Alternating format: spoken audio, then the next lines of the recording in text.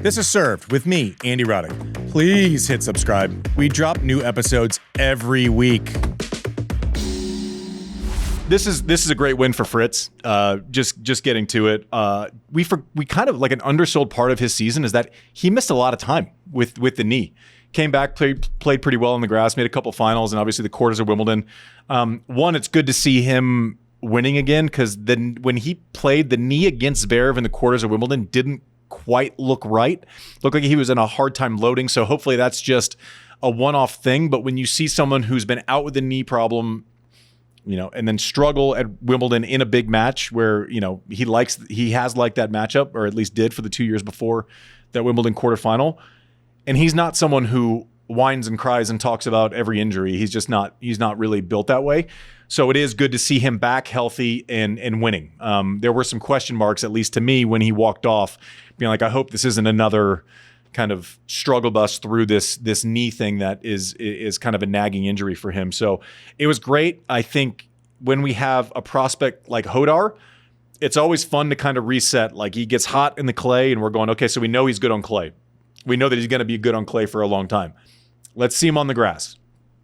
It was fine on grass. And then reset again. Let's see him get back to it. Is he getting now is he that guy that's going to make quarter semis, finals, and quickly be a top 10 guy? It looks that way, right? Coming straight back again, winning in DC, at least getting to the final, losing to Fritz, obviously on hard. I mean, that's not anything to hang your head about. But it's fun to kind of see, one person's story is like establishing that I'm one of the guys in this hard court swing outside of maybe Sinner, who can have a shot, and then seeing this prospect going, you know what, I'm going to be in this conversation very soon, the conversation that Fritz is in. So I thought it was a great result for both those guys and their teams. Play on a Monday, Mike. Why not? Yeah, and Jodar moves up into the top 15 in the live rankings now at number 15, yep. and Fritz sticks around at world number 9. So I'm just telling you, Hodar is like one massive result away from being in the conversation for World Tour Finals. That's amazing. Start of the year outside of the top, I might get this wrong slightly, top 200, top 150 for sure. Mm-hmm. He's in this thing with a fight. He throws up a couple quarter semis somewhere, makes a run. He's in that conversation. Fritz is kind of always in that conversation on anything that's not clay, I guess.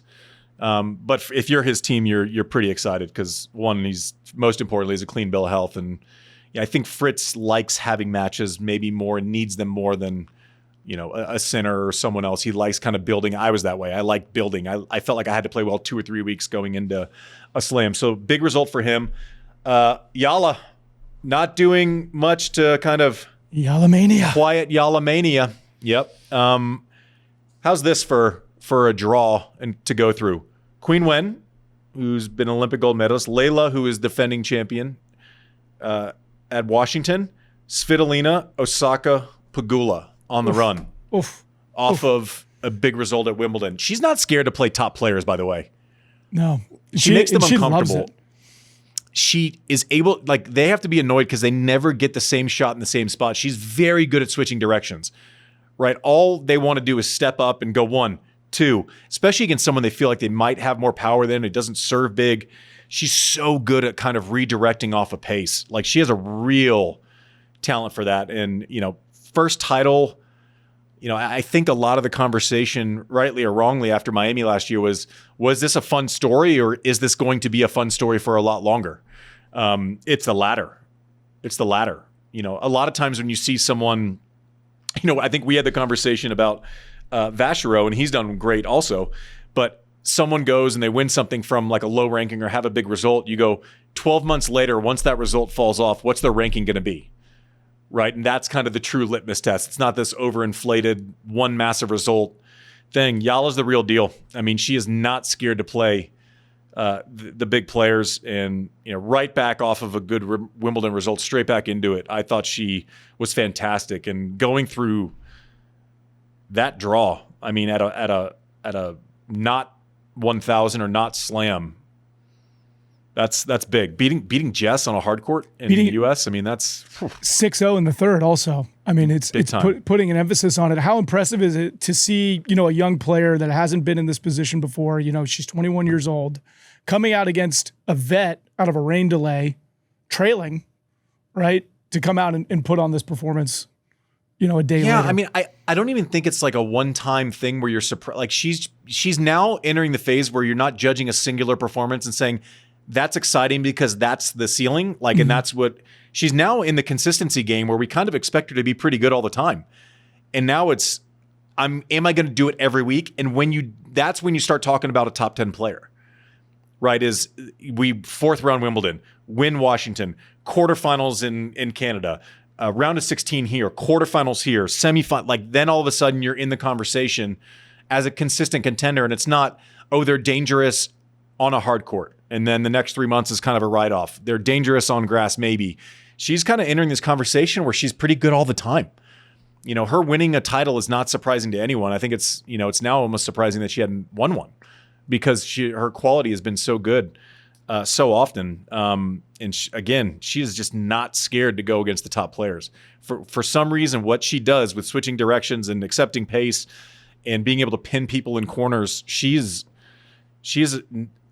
a name that nobody wants to see early in a draw as a top player. But I'm not sure where she's at in the live ranking. She's got to be up there as well. She's 20th. Yeah, she's first Filipino to win a WTA singles title. That's cool. The crowd was insane, and now she's number 20 in the world. Looking like I think exactly what you said. I mean, when you look at the players ahead of her from 20 to 10, it's all players she has beaten or can beat. Oh yeah, I mean, she's not scared to play the top players. There's no doubt. And I mean, she's sneaky. I mean, we're talking 4 spots away from being seeded the top 16. That's the next goal for her.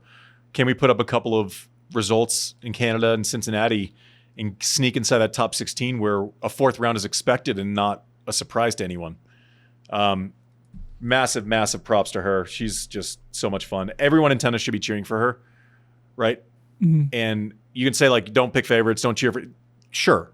I'm cheering for markets, right? Yeah. If we can bring hundreds of millions of people because she's playing well, then I'm going to cheer for that because it's better than for tennis.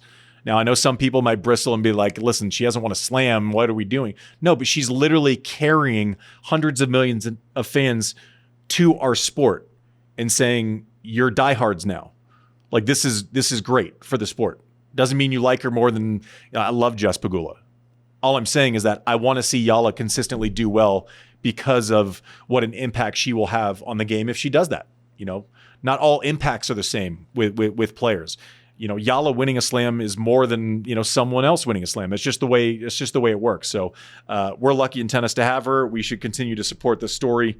And listen, none of this shit happens, and no one cares if she's not winning stuff.